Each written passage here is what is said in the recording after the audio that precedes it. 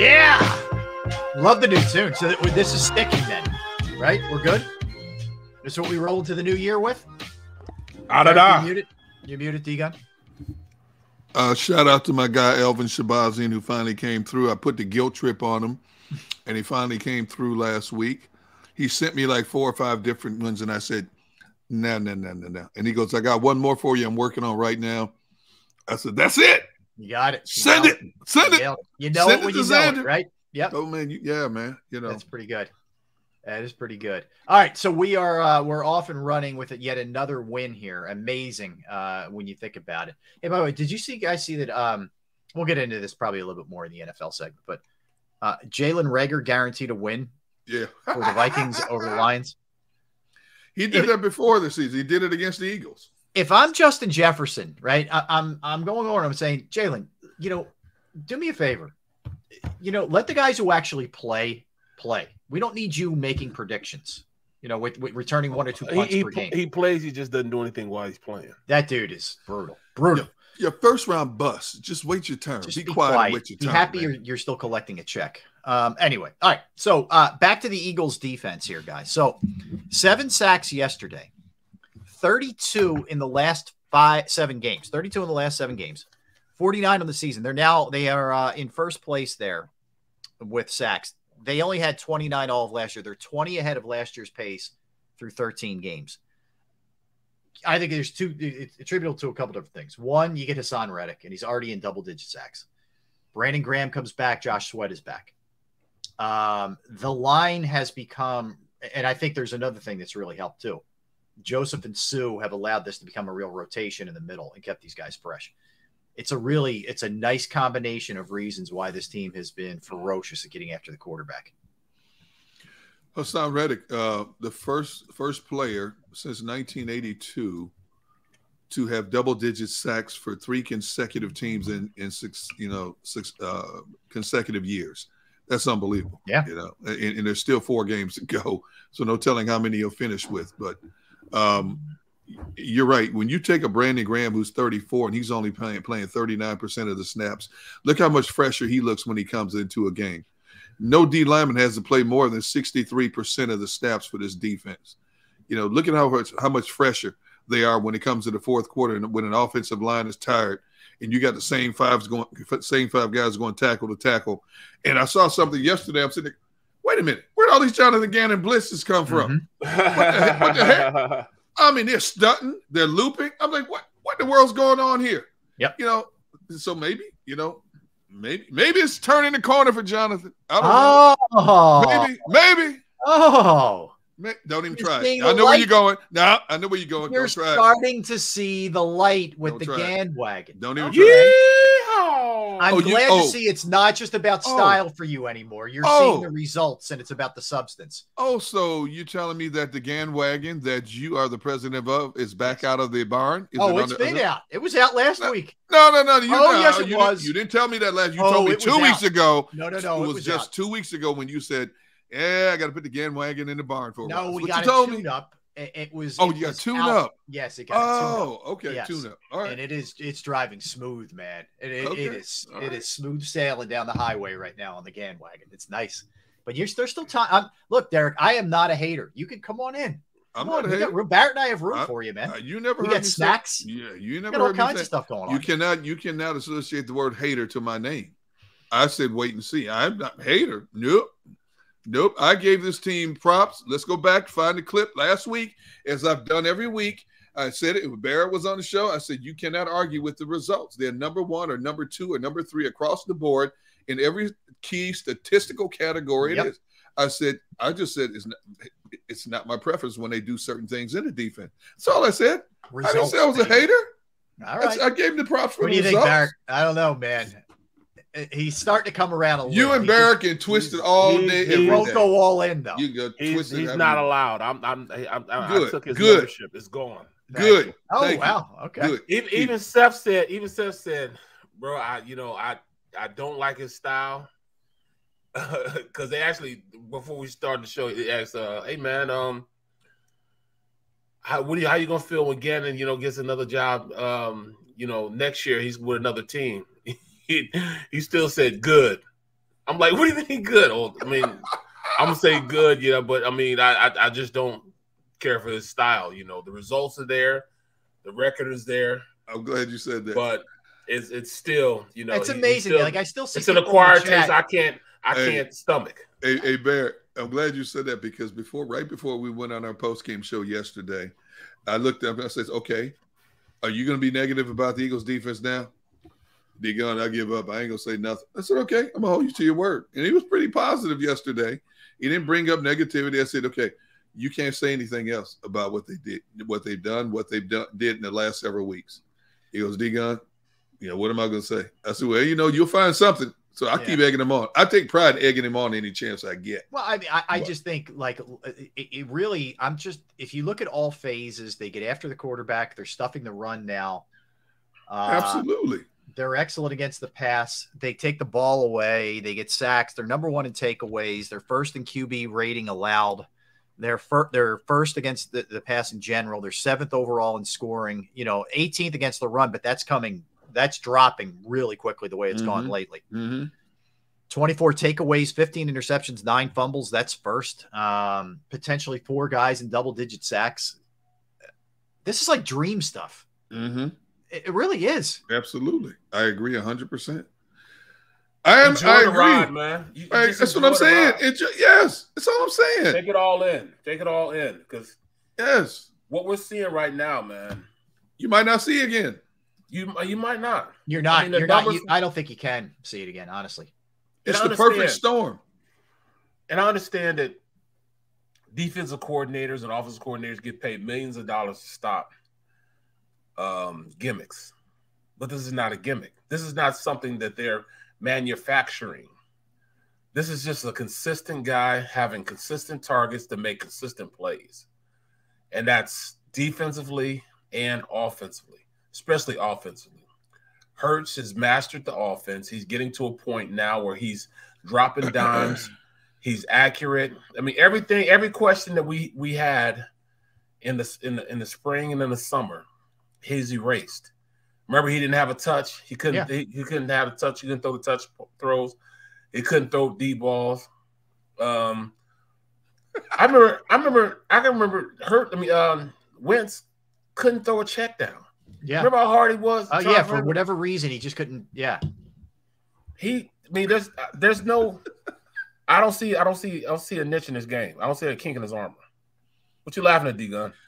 Kevin Savard, D-Gun, you had Seth wound up like a grandfather clock yesterday. Oh, you guys missed that. We went at it yesterday.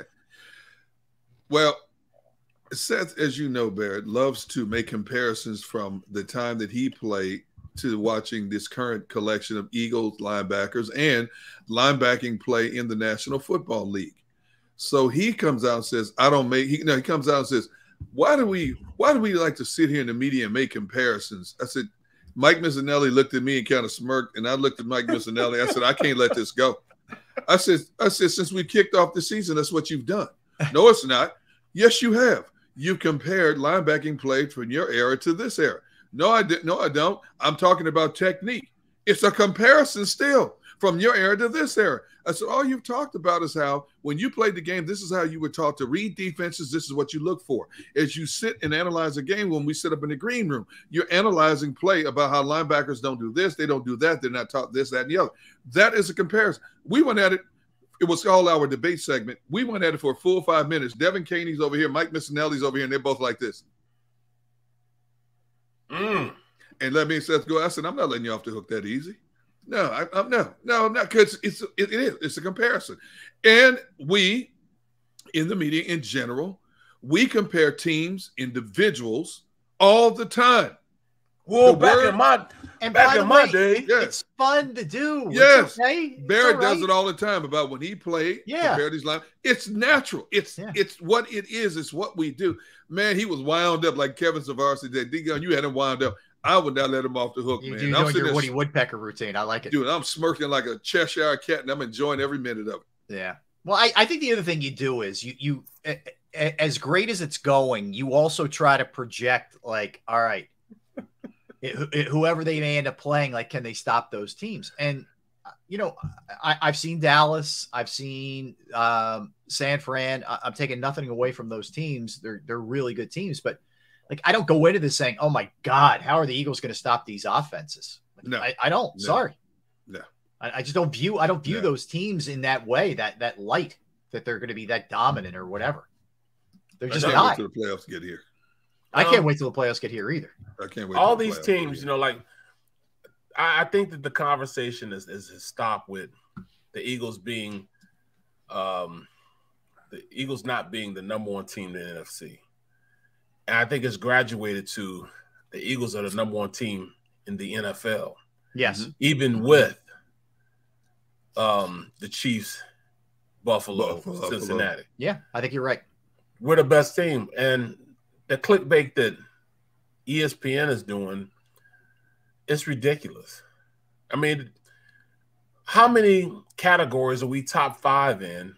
And they're saying, and how many categories are the Cowboys top 5 in? And those are numbers. Those aren't just that's not opinion. That's opinionated. Those are numbers. Yeah. You know what I'm saying? You know, men lie. Numbers don't lie.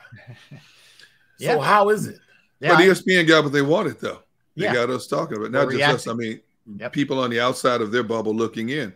They've got us talking about it, debating it, discussing it. It has a lot to do with what ESPN thinks of our fan base also, because they know how passionate we are. They know how passionate we are versus other teams. And they're truly trying to play the Dallas game up, you know, trying to generate revenue for just an all-time great classic 425 New Year's Eve game. It's going to be like being in a bowl game. That's what it's going to be like, bro. It's like the season. This will be the season wrapped up into one game on the 24th. Yeah.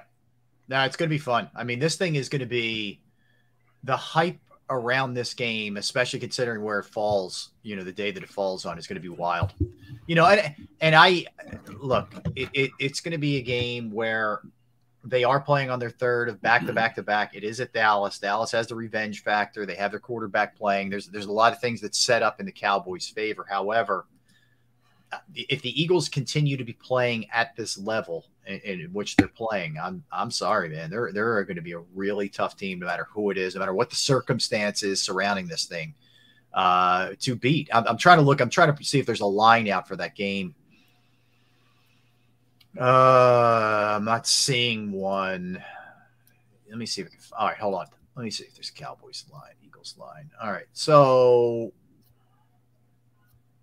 no. All right. I'll see if I can find one while we're having this discussion, but I don't see anything right now. All you people out there who are last minute Christmas shoppers on Christmas Eve, get your shopping done early. Get in your houses by 4:25 Eastern time. Pull up a chair, sit a spell, and get your popcorn ready because it's gonna be a show.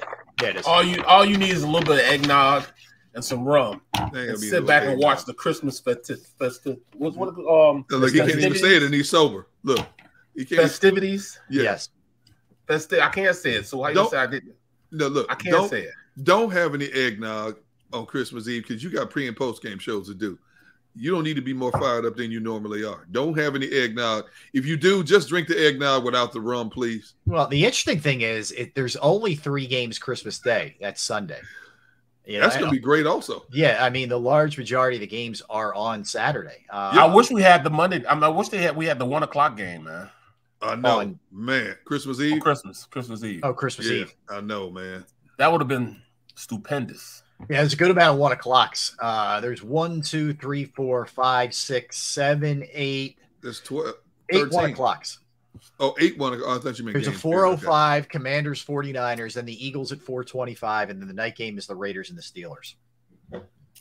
That's how Christmas Eve shakes out. That Saturday. Yeah, it's gonna be wild. But you know, again, we kind of joke here, but props to Gannon, props to Howie Roseman. Howie Roseman went out in the offseason. They knew they needed a pass rusher. They signed Hassan Reddick. They knew they needed linebacker help. They got Kaiser White. They knew that they needed corner help. They went out and got James Bradbury. They needed a safety. They got C.J. Gardner-Johnson. In season, you had Jordan Davis go down. They get Sue and Linval Joseph. Yeah, and tried with Quinn. It hasn't worked out so far. But like this is a very proactive approach that they take to problem solving, not just hope it goes away or anything like you see from other teams. This is the best problem solving that Howie Roseman has had in his tenure, period. Yeah. Bar none. And that includes 2017. Yeah, that's the thing. Period. And he almost hit, 1,000 in 2017 with his moves. Yes. And this may be more impressive. This run that he's on this year. No, this is definitely impressive. How about Bradbury? I mean, just look at Bradbury yesterday. Goes back to his old team, plays great. Like I swear to you, man, like these guys haven't just been good or like sort of contributors. They've been massive contributors, every single one of them. And then the way they play for each other, man. Yeah. Just like they were saying, Slay is like, this game means a lot to me because it means a lot to my brother. It means a lot to me because, they let my guy go and, unceremoniously just cut him because of money. I'm pissed off for him, so I'm gonna play my heart out for him. That's what you want, man.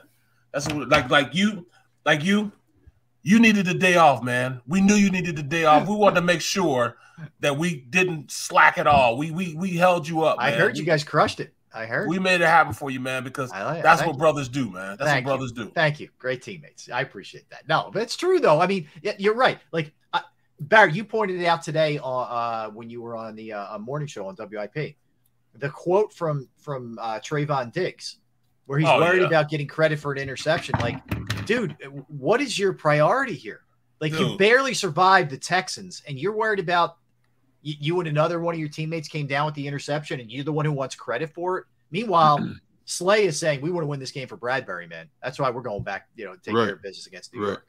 And then every week's been like the revenge game, A.J. Brown, and, blah, blah, blah. But, like, that's what their mindset is. They're thinking about their teammates. They're thinking about the bigger picture, not thinking about themselves. That's rare, too. This is a unique group of guys they put together here. Well, winning in the volume in which they're doing it enhances that camaraderie as well. It does. I mean, let's face it. When you win, it's Camelot. Everybody's happy. Yeah. It's like the Three Musketeers, all for one and one for all. And that's the way it should be. There's no distractions. Everybody's focused. Everybody's on the same mission, and rightfully so. And they play like it. It's not about me. It's about we. They're not worried about it. These guys who are coming up on money. They ain't worried about money right now. A lot of them, this is the closest they possibly could get to getting a ring. Hassan Reddick, Kazir Whites, players like that. Hey, look, I got a chance to get a ring, and the money will take care of itself. See, D-Gun.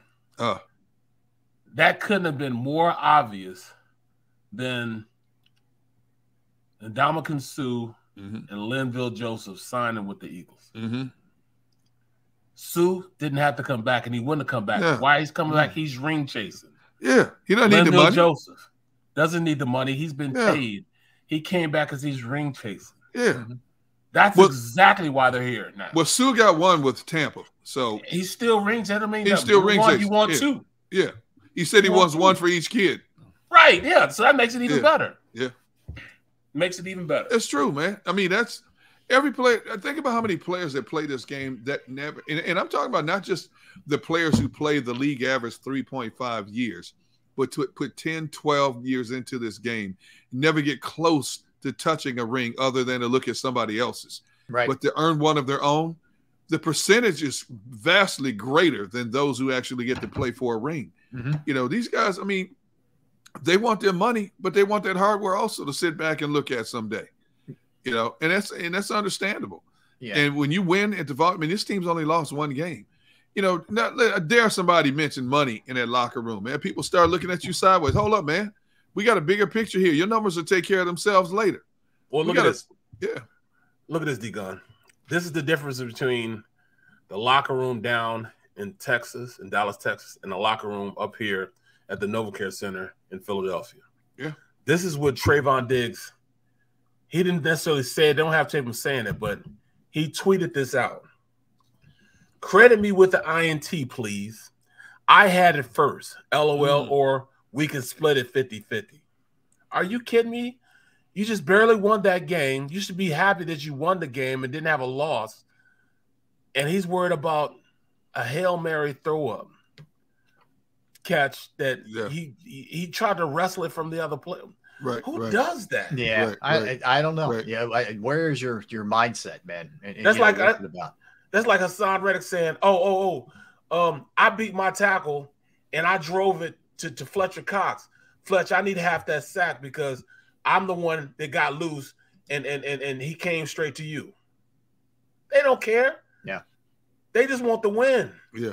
That's all they care about. Yeah, no, that's it. And you see this kind of stuff all over the league where there's guys who are looking out for themselves, not looking out for the team, and that's not the case with the Eagles. But all the more reason, guys, on both sides of the ball, you need to take advantage of it this year because the quarterback will get paid in the offseason. He is going to get paid, which is going to limit what you can do to an extent. I think Howie is a magician, so they're not going to be hit as hard as some people may think. However, this is, it's there for the taking right now.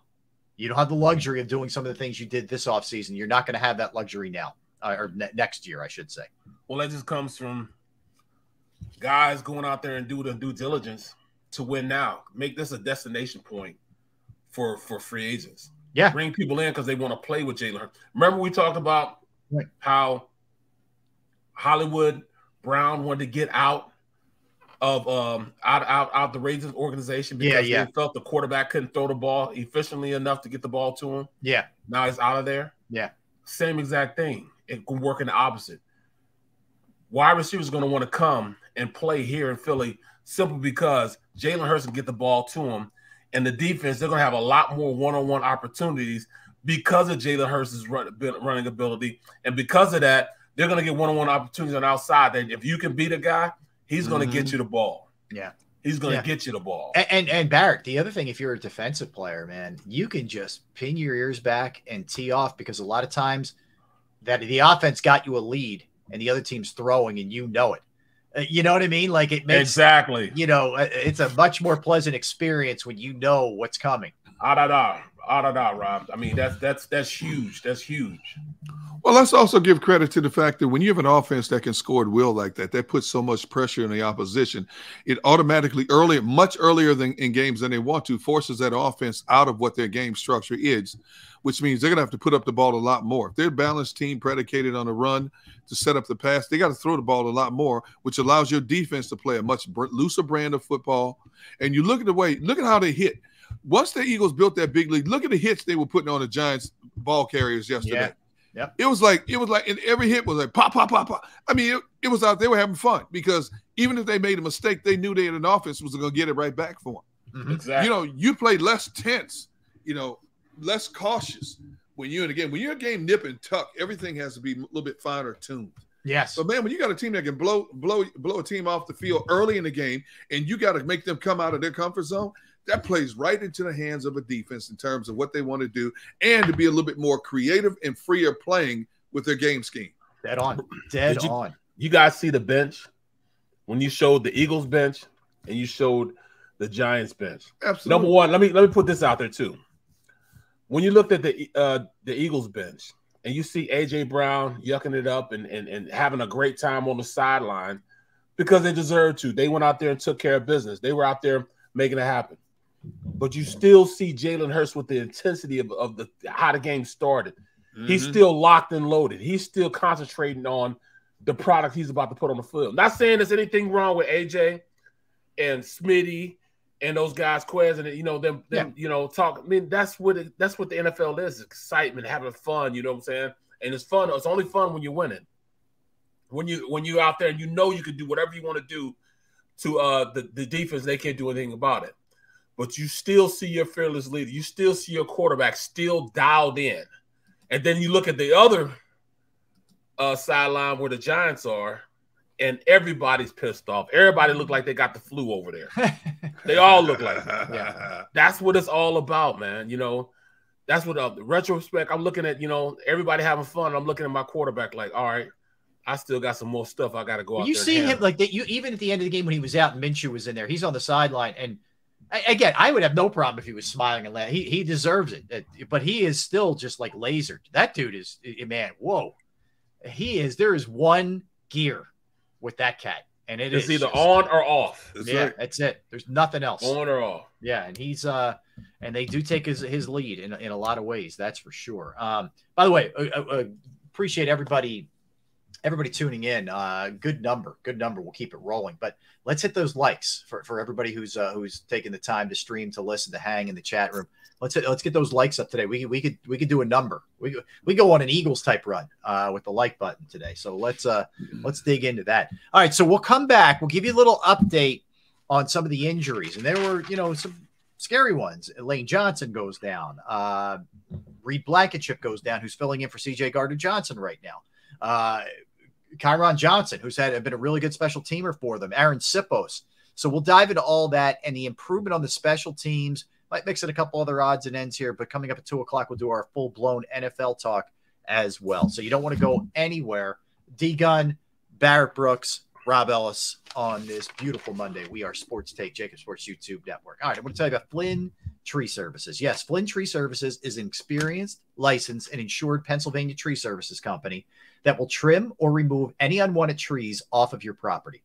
They offer cost-effective solutions to any tree problem that you may face. So, do you have any type of issues in your yard or on your property? If you do, they're just a quick phone call away. They are experts at trimming all types of trees, and they serve southeastern Pennsylvania, South Jersey, and northern Delaware. Flint Tree Services specializes in tree removal, stump grinding, and tree pruning. Now, keep in mind, storm, hurricane season, it's getting colder, some nasty winds, etc. It's a good time to get your trees evaluated to make sure there aren't further problems down the line as the weather gets worse. All right, you go to their Facebook or Instagram page for a sampling of their work or more information. Give Flynn Tree Services a call at 610-850-2848. That's 610-850-2848 or online at flynntreeservices.com. That's flynntreeservices.com. Post-game show with Seth Joyner. I knew that they had a running game. Derek Gunn. He has put in the effort. Devin Caney. Had we not won the Super Bowl, what would we be saying? And Mike Missinelli. Well, you know who Philly is. Post-game, now streaming on the 6ABC family of apps.